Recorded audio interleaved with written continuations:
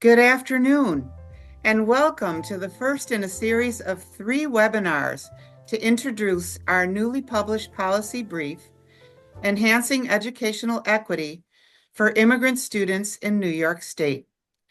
We see that we have participants from across New York and beyond, many of you doing the work to support immigrant origin students and families in a variety of ways, from district level administrators to university staff, advocates, teachers, and other educators who work with students in schools every day. Today's webinar focuses on creating and sustaining pathways to careers in education for aspiring undocumented educators. I am your moderator. Next slide.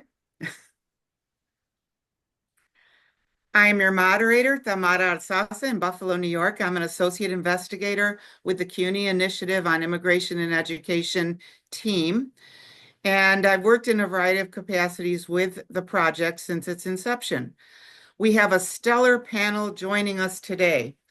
You'll find a link in the chat to the bios for all of our presenters, but I'll briefly introduce Janet Calvo, CUNY law professor and an expert in issues of immigration and human rights, who was actually a professor of our next panelist, who we're thrilled to have, Assemblymember Catalina Cruz, New York State Assembly 39th District, who's been a longtime champion of immigration issues and who serves in one of the most diverse districts in the whole state of New York.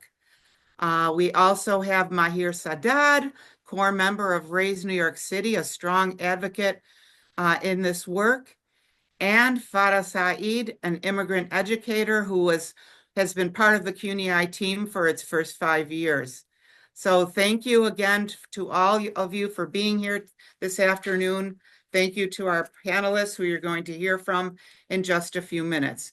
Before we start with the panel discussion, I'd like to just spend a few minutes telling you a little bit about CUNY-IIE in case you're not familiar. What is CUNY-IIE? It is the City University of New York Initiative on Immigration and Education, which creates opportunities for educational stakeholders to learn from immigrant students, families, and educators directly impacted by restrictive immigration policies and educational inequality. We have aimed to develop multimodal and multilingual resources that center the strengths of mixed status immigrant communities that include undocumented, refugee, and asylum-seeking members. At CUNY-IIE, educators, researchers, families, and local leaders work together to learn about, from, and with immigrant communities, act in ways that center our shared humanity regardless of legal status, and advocate for equitable policies and opportunities. We are currently in year 6 of an originally 5-year project, thanks to the generous funding from the New York State Education Department and specifically the Office of Bilingual Education and World Languages. Next slide. The work of CUNY-IIE is firmly grounded in a set of principles, all of which reflect several overlapping themes that recognize that many of the lofty ideals that we put forth were built on the twin pillars of slavery and dispossession of Native peoples and support our goals to act and advocate. These principles address stances that educators can take as we all strive to center our shared humanity and build toward equitable policies and educational opportunities for all. Next slide.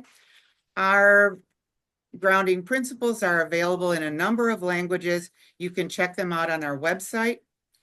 We're flying through these slides because we really want to get to the discussion. I wanted to share with you a few of the resources that are available at the CUNY-IIE website, starting with the Supporting Immigrants in School video series. This is where it all started, with a vision and this set of videos. Tatiana Klein, the visionary and creator of CUNY-IIE, set out to bring awareness to the need for attention at the intersection of immigration and education. She filmed a set of videos that shone a light on some of the best practices that schools were currently using and that other schools could incorporate to better meet the needs of their immigrant origin students and families and highlight their strengths. She traveled across the state filming, and this set of videos was accompanied then by a set of materials that schools could use. Next slide. CUNY-I launched right at the beginning of the global pandemic. That didn't stop us. We got right to work developing a set of educator modules that highlighted key immigration issues, immigration in elementary and high schools, and one that focused on the experience of refugees. A couple of years later, we added translanguaging for immigration in education and trauma-informed practices. The complete set of educator modules is also available free on our website. In addition to all of those materials, we realized that some training needed to occur. Since 2021, we've provided comprehensive CTLE training to hundreds of educators across New York, both in person and virtually. Next slide. The immigrant liaison team developed a framework for immigrant liaisons and how to create an immigrant liaison position at your school. This will be discussed in more detail at our third webinar, but this work has inspired districts as far away as Greece and the Rochester area to create positions or duties guided by the framework to support students in schools. Last year, we premiered a new set of videos that highlighted the work that CUNY-I had been doing for the 5 years of the project in schools. This Not Too Young video series includes participating schools, and in this case, one who created a guide for welcoming new students. It was created by students for students. And one of the last things is an FAQ that provides frequently asked questions and answers, and it's a living document that is updated as current issues arise, and will be particularly helpful in the coming years as the political climate changes. We want to continue with, I left this purposely for last because this formed the basis for the policy area that we're discussing this afternoon. Developed by the Undocumented team, which is an immigrant-led initiative that uplifts undocumented educators. This team developed a report on the state of undocumented educators in New York, and they work together to center the narratives of current and aspiring undocumented educators. Their work includes a video series that tells the story of DACA recipients who have navigated challenges, unlocked their potential, and used education and art to create positive change in their lives and communities. They also developed an Undocu Educator's Guide to Self-Advocacy. The 3-part guide serves as a tool for undocumented students' self-advocacy and considers how inclusive and supportive educational programs are to undocumented students. Next slide. We hope that in some way that report helped to influence the updating of the fingerprinting policy in New York. This policy, which came out in 2022, updated and allowed undocumented students enrolled in education programs to do field work, take certification exams, and student teach in certain schools in New York State. Under the policy, undocumented students who do not have a Social Security number can student teach in charter and private schools. Yet much more needs to be done. Further policy changes are needed for undocumented students to be able to work in public schools without a Social Security number, and that's what we're going to be diving into in just a few minutes. In addition to all of the work I just shared with you, when we saw the power of policy work to make sustainable change, we continued to we developed some op-eds that got these issues into the news. We had opinion pieces that came out, Union, Chalkbeat, the Hechinger Report, all focused around issues of the bilingual educator shortage, the trauma-informed practices, and the need for immigrant liaison positions, all of the different policy issues. And we'd formed a policy team, let's go on to the next slide, with recommendations to sustain and advance our work. Because with all of this, we didn't want CUNY-I to go away once the funding ran out. and we knew that that would require changes in policy. And so the policy agenda, next slide, was developed by a cross-sectional team of CUNY-IIE's various initiatives. It was vetted through meetings with policymakers in state government and with state and district educational policymakers. For example, members of the state Senate and Assembly, one of whom is here today, New York State Education Department, the New York City Mayor's Office of Immigrant Affairs, and others. We also presented it at conferences such as SOMOS, the Rockefeller Institute Inaugural Conference on Immigration, and the New York State Association for Bilingual Education. From this, we developed a policy brief. This policy brief is focusing on pathways to undocumented aspiring teachers, is policy area 1. Let's go on to the next slide. The brief was authored by me and my colleague Rachel Duff, who is here behind the scenes today. You can't see her, but she's with us. And it focuses on 3 areas developed by the policy team. Next slide. Policy Area 1, Pathways to Careers in Education for Undocumented Aspiring Educators. Policy Area 2 focuses on teacher and leader preparation. And Policy Area 3, which focuses on in-school support for immigrant origin students. In Policy Area 1, we'll be delving into today, Policy Area 2 focused on the need for professional development for school leaders and teachers, both pre and in service, and Policy Area 3 on the need for trauma-informed training for educators, as well as in-school support through the position of immigrant liaison. And now we're getting to the good part, because we want to focus on Policy Area 1, and the brief was framed in a way that presents the issues, some potential solutions, and then what it will take to realize those potential solutions. And so we're going to start with what some of the issues are. And these are highlighted from our Undocumented report. Undocumented students lack formal support, which is detrimental to their high school and college entry points. They experience severe financial strain, and policies that require candidates to furnish their immigration status and provide work authorization verification like E-Verify create obstacles for aspiring undocumented educators. They also cannot afford to complete a semester of unpaid student teaching, which is a requirement for teacher certification. And undocumented educators with DACA who successfully enter the education field experience a heightened sense of anxiety and concerns about their ability to maintain positions or be promoted due to work permit renewal requirements every 2 years. We need educators to have clear pathways to certification and employment.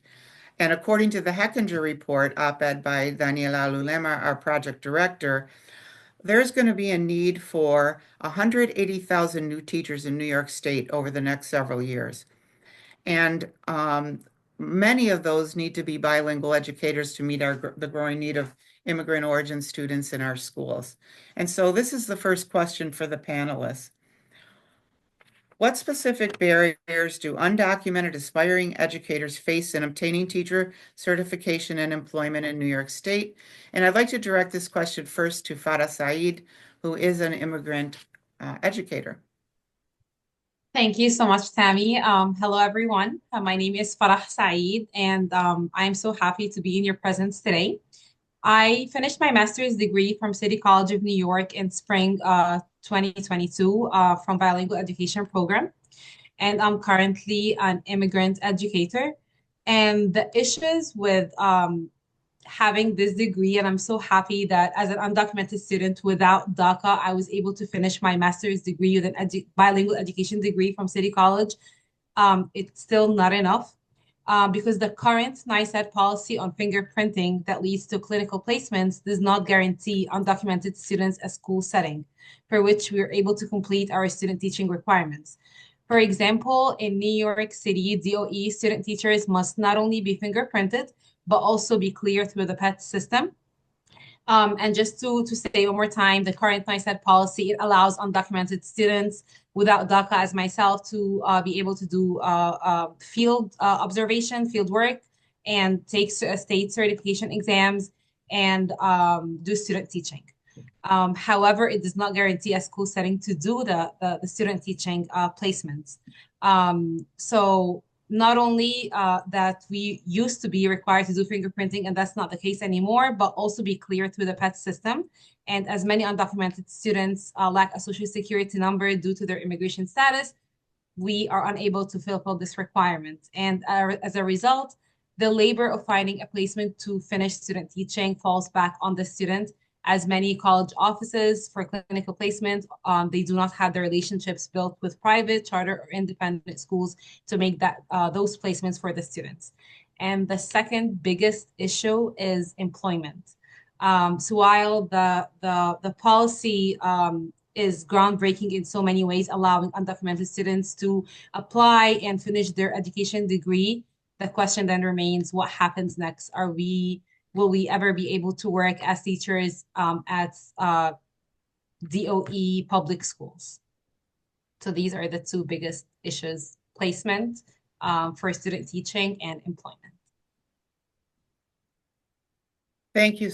Thank you, Farah. Thank you for that insight.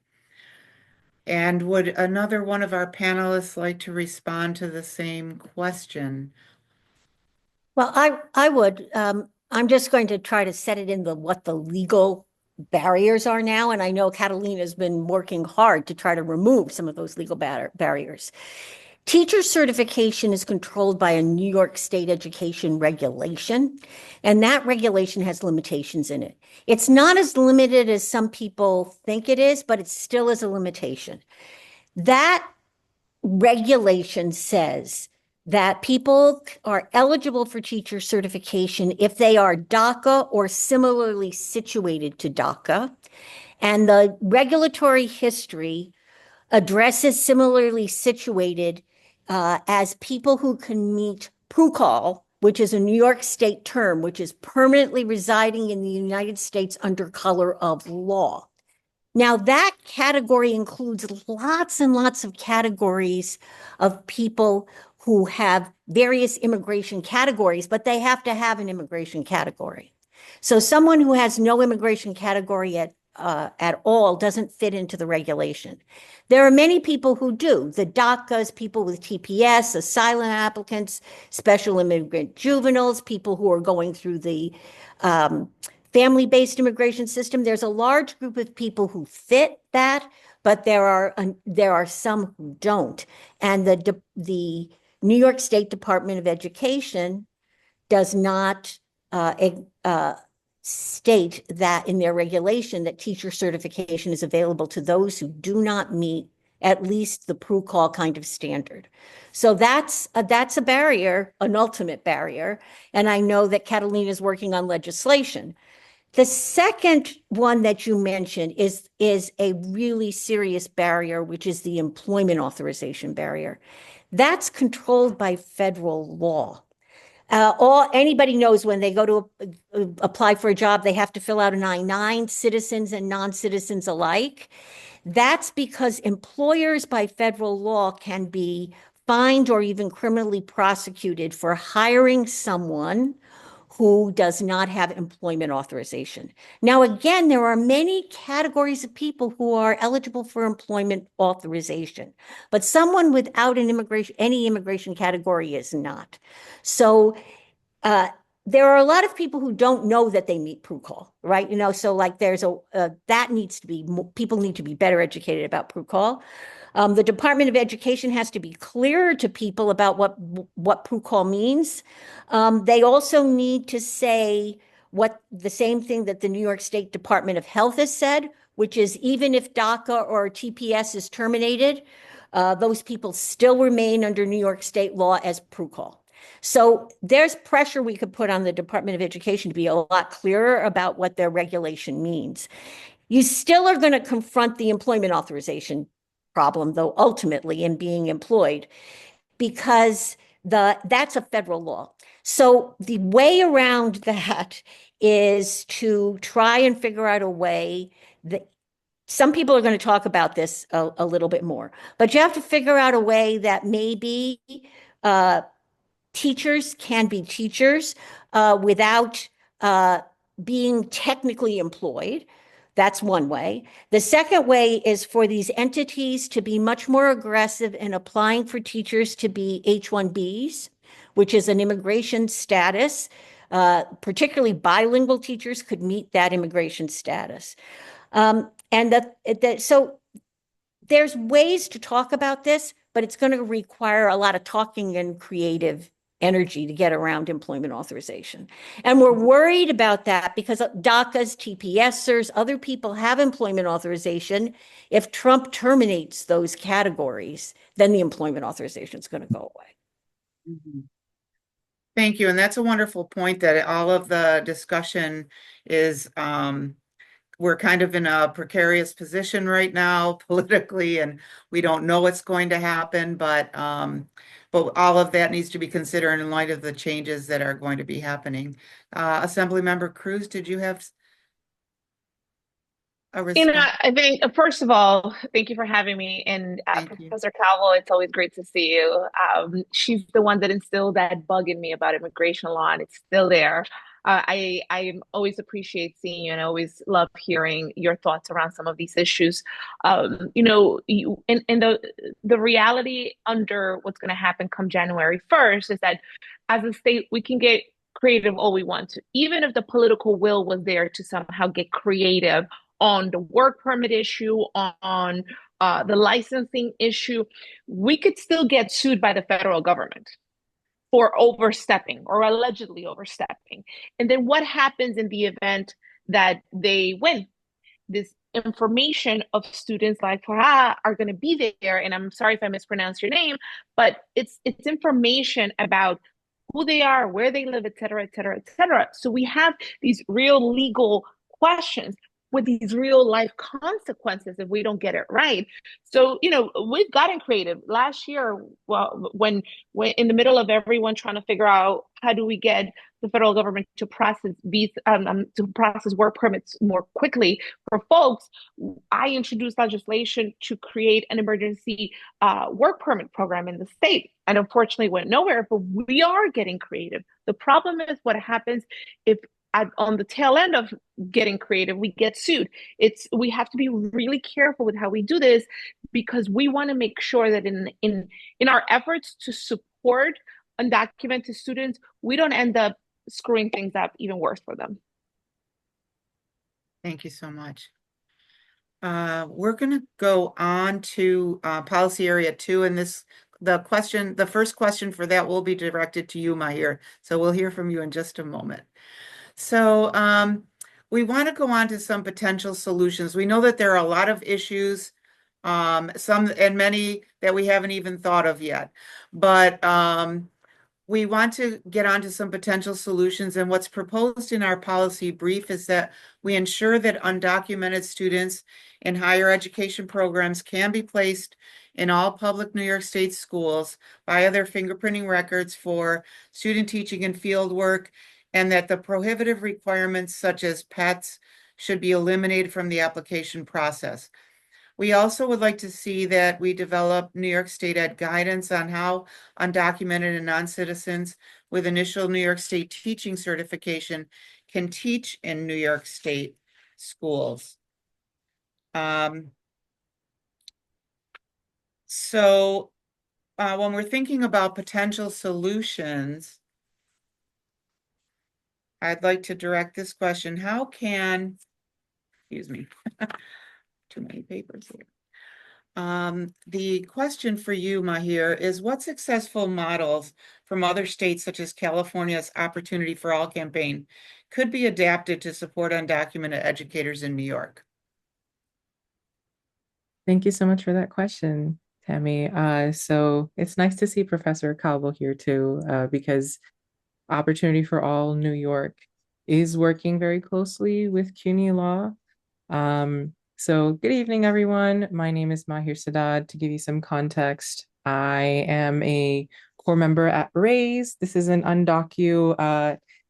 Pan-Asian American group, and our work primarily focuses on building community, creating touch points for connection and healing. And I also work as a college and career advisor in a New York City school. So when Farah was talking about her experiences, I was thinking about my own lived experiences as a Undocu alum, and now especially as someone who is working in education.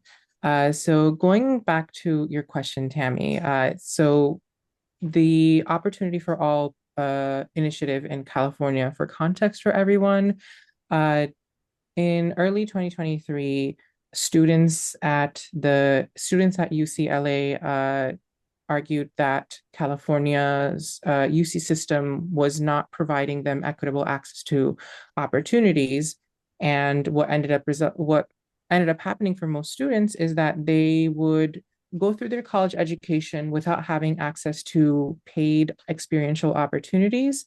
And students pushed the UC system to consider opening up paid opportunities to all students, regardless of their immigration status. And their specific argument focused on IRCA, the Immigration Reform and Control Act of 1986, which basically said that their argument basically said that they found that IRCA is not applicable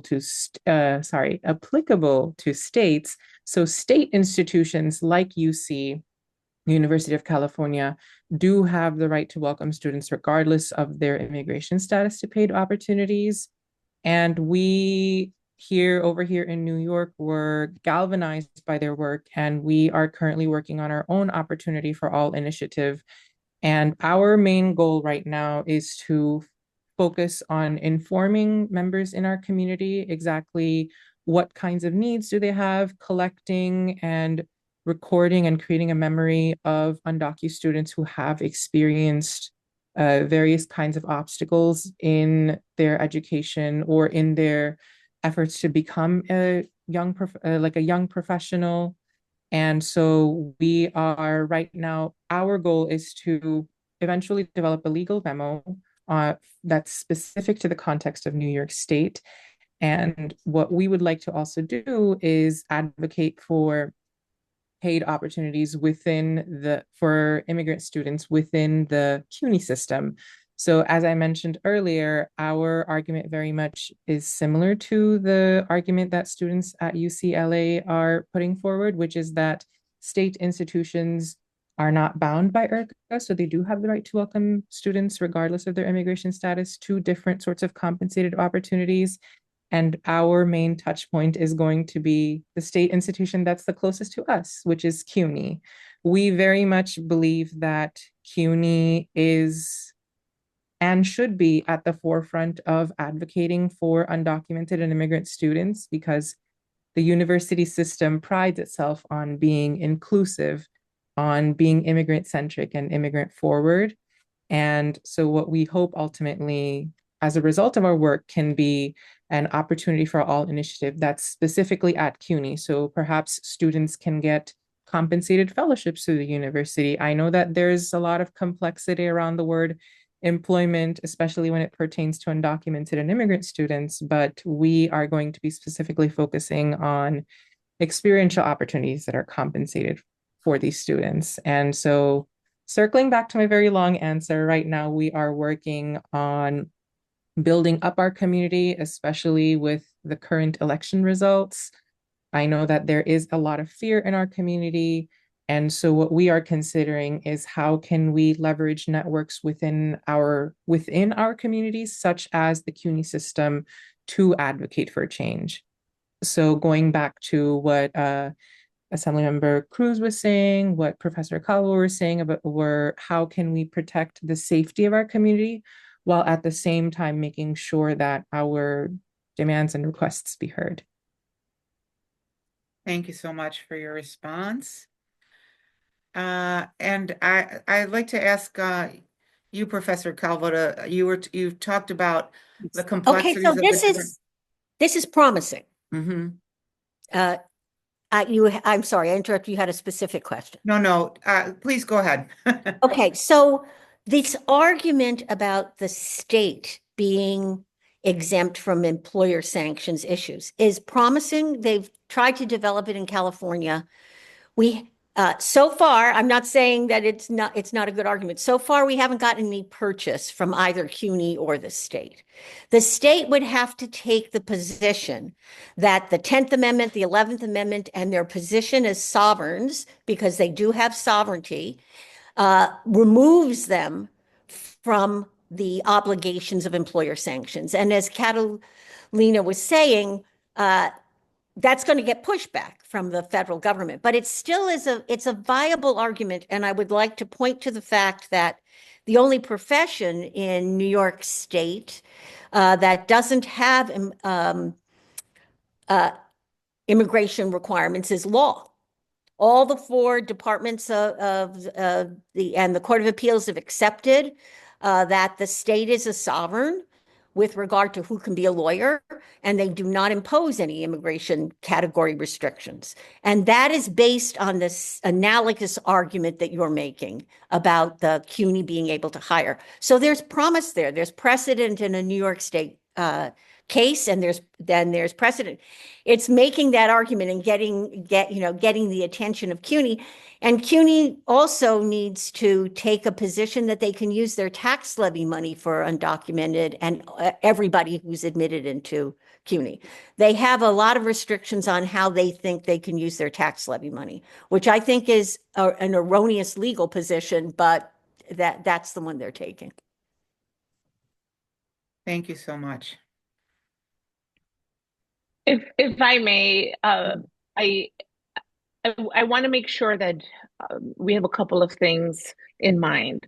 I don't know, and I'm going to disagree here with Professor Calvo on the money situation and the levy, because if they're planning to use any money that in any way at some point came through the federal government, that is going to put out any of that money from being used for the idea of paying undocumented students for internships or for internships or for externships or whatever we want to call it.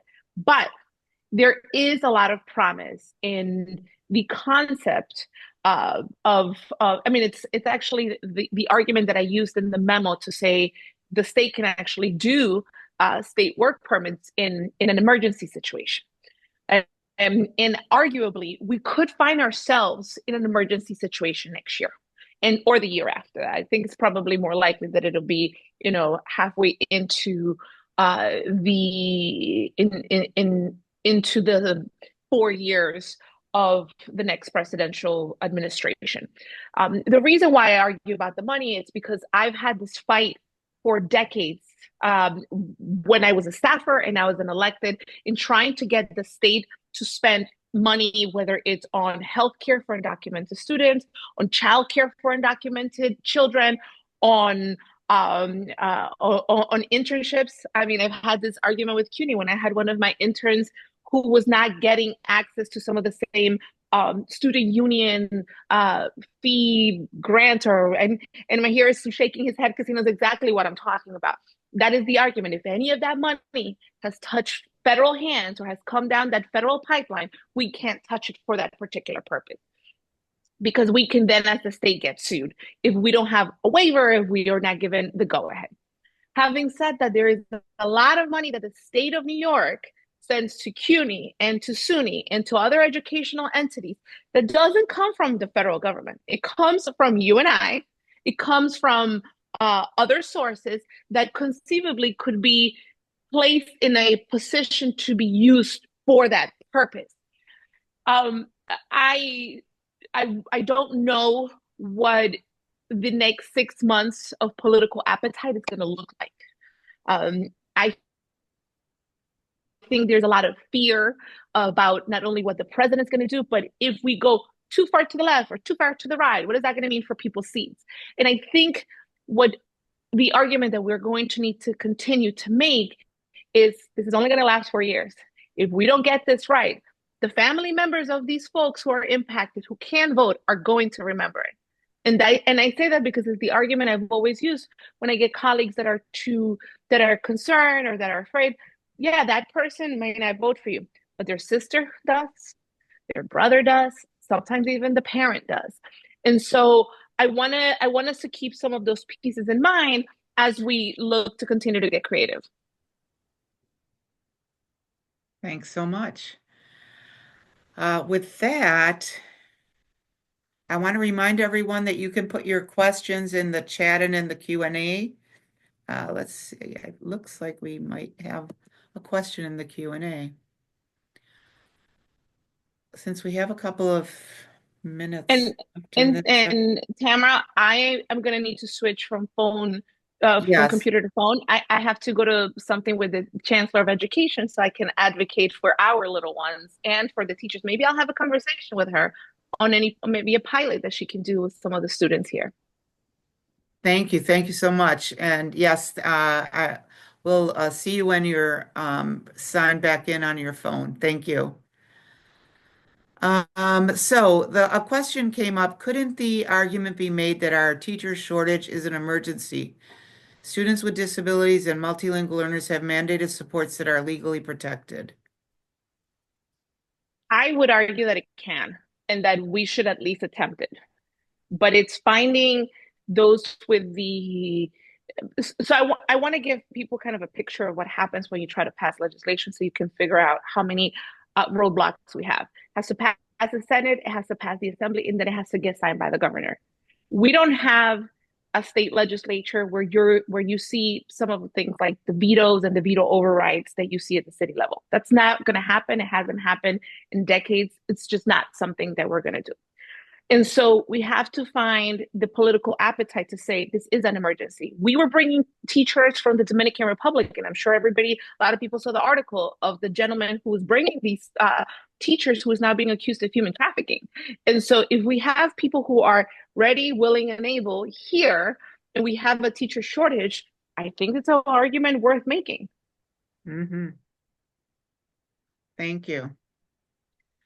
I would also like to say, though, that I agree how difficult it is. I mean, Catalina, and I very much appreciate your proposals. I appreciate the proposal that you made to remove immigration status from licensing and from teacher certification.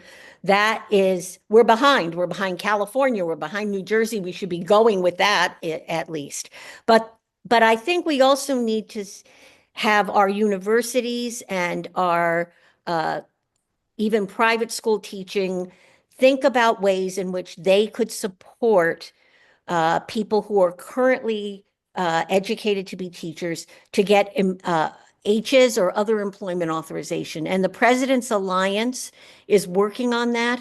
It's part of the problem is CUNY and SUNY and other universities and not-for-profits have to be willing to enter into supporting individual people.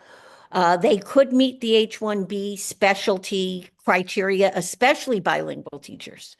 And there should be a way that these entities, maybe they don't want to go if they don't want to go we're this state and we can hire people way, they should at least be able to put some effort into sponsoring people for those categories. And if universities do it and if not-for-profits join to do it, they're not barred by the H-1B cap. So they can meet their emergencies by doing that. And I don't think enough thought has been gone in from those entities into being able to do it. Now, if you ask CUNY or SUNY about H-1Bs, they do sponsor people for H-1Bs, but they only sponsor people who are going to be on their faculty or in their research facilities. And they're only sponsor people with PhDs for those purposes. But there's a way they could do it if they were willing to do it. Thank you so much. We're going to move on to the last area of policy area 1, which is what it would take to realize some of these potential solutions. We've touched on some of these already. New York State needs to develop clear guidance for educators who earned initial certification to gain employment in New York State schools. and open employment opportunities for undocumented educators in higher education institutions following that model of opportunity for all, and enabling state level work authorization for undocumented educators. We also need to identify schools that are seeking to hire educators. Where are those shortages, which actually they're across the state, because schools and the state attorney general just recently released a reports about the lack of implementation of the regulations of Part 154 that in which bilingual education is the default program for multilingual learners. So there is a critical need, and districts can't implement programs if they don't have the educators, and not just teachers, but social workers, psychologists, guidance counselors, administrators that are prepared to educate multilingual learners and immigrant origin students. Experts from we've already talked about the UCLA and the opportunity for all, but these are some of the things that it will take, as Assemblymember Cruz said, to be creative and have the will to move these initiatives forward, not just talking about them, but actually championing them and making sure that they get through. And so the next question is, what steps need to be taken to establish state level work authorization for undocumented educators in New York? And we've talked about this a little bit already, but maybe you could expand on that. If you can go to the next question, because I'm exiting now and I'm going to lose you in service, and I will answer it in the next minute or so. We can try another question. Absolutely. Sure. And maybe Professor Calvo, could you talk a little bit more about that? About state level work authorization? Yes. Okay, so it had the state, and Catalina has a better view of what the politics are of it. The state could argue that their 10th Amendment rights, their 11th Amendment rights, and their sovereignty allows them to employ as a state entity anyone they choose to employ, regardless of immigration category. Part of the problem is that most teachers aren't hired by states. Teachers are hired by municipalities or state local boards of education. They're not the state. They're not protected by the 10th Amendment, the 11th Amendment, and sovereign immunity. So you would have to find a way that the teachers are designated as state employees, not as local employees. And that requires a change in how we conceive of who actually hires teachers. There's also a potential for the people to participate not as employees, but as fellows or as, an alternative kind of relationship. But we don't have much of that now. So it takes thinking of how people work as educators differently, even if we can get the state to go along with saying, we're the employer, we're the entity, not the local municipalities. Thank you. And while we're waiting for I'm back. Oh, you're back. Oh, sorry. Sorry. That's okay. Sorry, I'm getting in the car with my staffer, and there you go. He had the Zoom going. Okay. So, on a practical level, what it would take is passing the bill. We've introduced it. There was a lot of political will at first in trying to have conversations about the idea of what state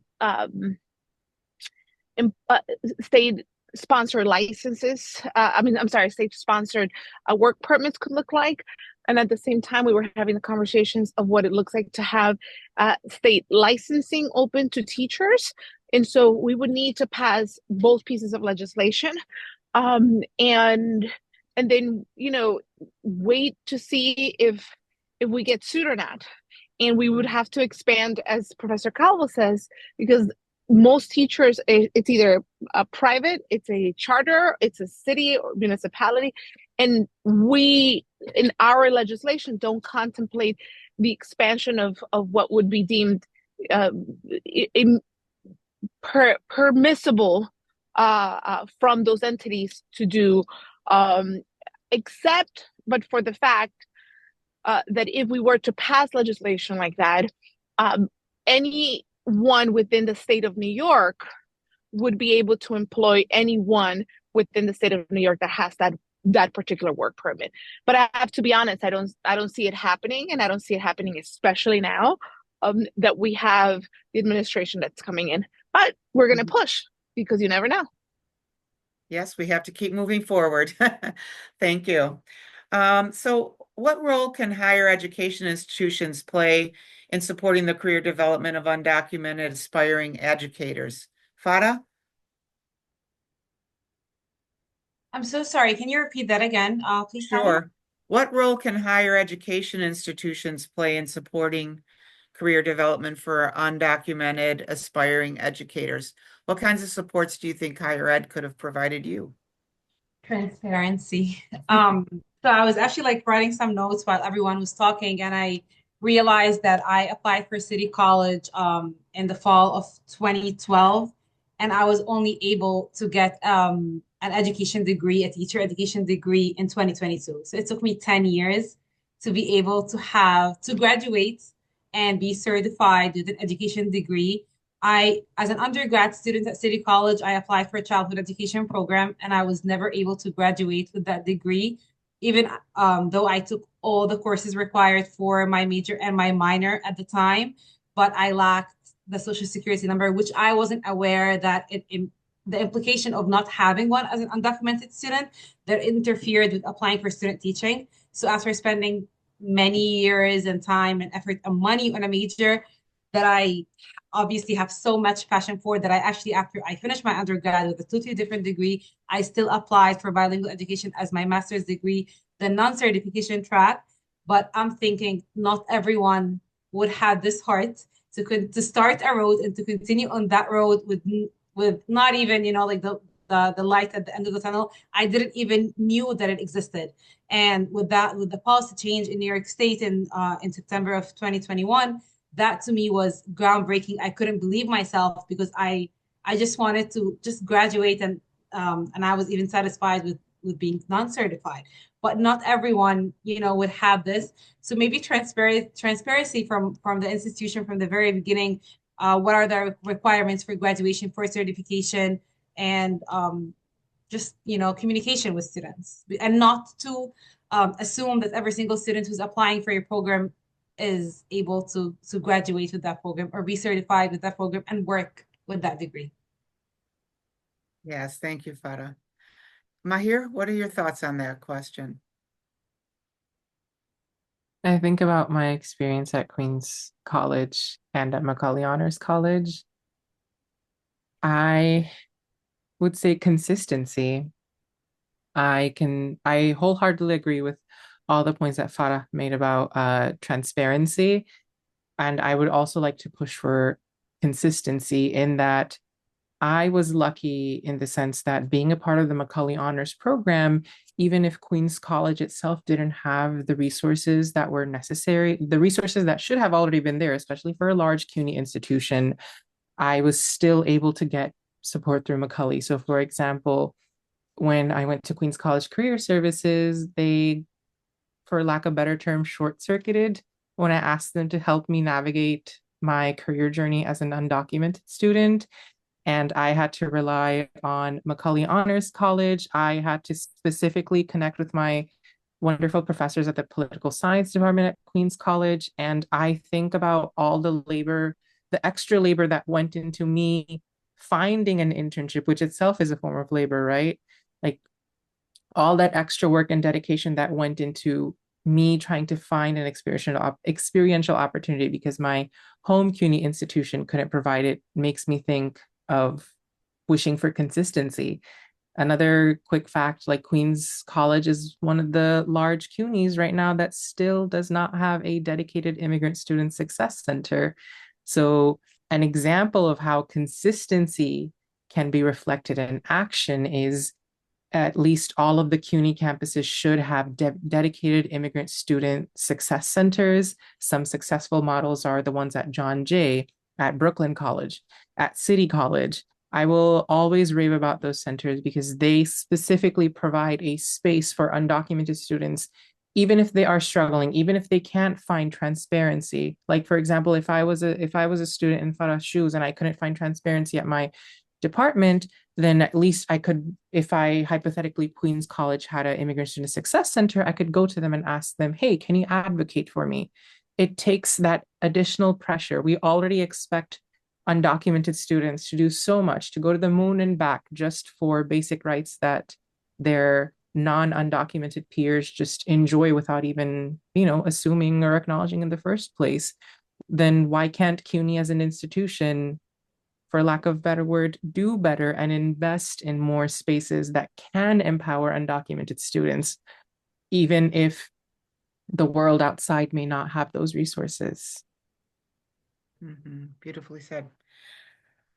And I agree with that because there is no legal barrier to the university treating each and every student that they accept into their programs equitably. And there is no legal barrier to that. They use sort of the excuse, oh, you don't have a social security number now, or maybe you'll get a social security number in the future, and you don't have to have a social security number to be admitted into CUNY or SUNY. The state legislature has spoken about that. You can be admitted to the school. We got, Professor, we actually got SUNY to agree to stop having people sign the affidavit. At one point, it was an affidavit that CUNY students, when I was a undocumented student at John Jay, we used to have to sign the affidavit that said, basically, we'll let you go here, and you're signing this, but with the promise that at some point, if you become documented, you'll apply for financial aid and blah, blah, blah, and all that stuff. SUNY was doing the same thing. We introduced legislation and they said, we'll agree to take it off without you having to move the legislation. And I mentioned SUNY as not only for this, but they're actually very interested in helping us with support of the licensing legislation, the Empire State Act, to remove Social Security as a requirement for licensing, which is a very good thing. Excellent. Yes, and that's what they also need to do. It's important that CUNY and SUNY support those legislative efforts because they have a lot of influence in that world. And they need to support Assemblywoman Cruz and others who want to advocate for. So there needs to be pressure, internal pressure for, and even the Department of Education could take some stronger positions. They have taken some empathetic positions toward, but they could do a lot more too, in taking positions that support the population that are being educated in New York. And what's interesting about when you look at the employment statistics of a lot of the undocumented populations, they are going into needed professions and they're going into what I call the helping professions. If they're teachers, nurses, social workers, psychologists, that's where most of attorneys, doctors, that's where most of the undocumented population that's being educated is targeting their career goals.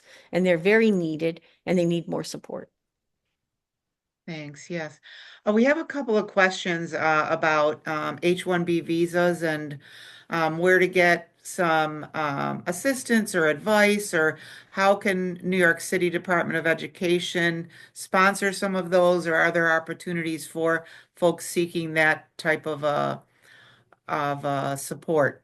Yeah, you need, for something like an H-1B, it is an individualized kind of determination because you have to look exactly at what it is the specialty occupation, and you have to look at specifically who's going to be the employer. Part of the problem So you have to look at it. So as I said to you, there is precedent that a bilingual teacher is a specialty occupation. For example, it meets that criteria.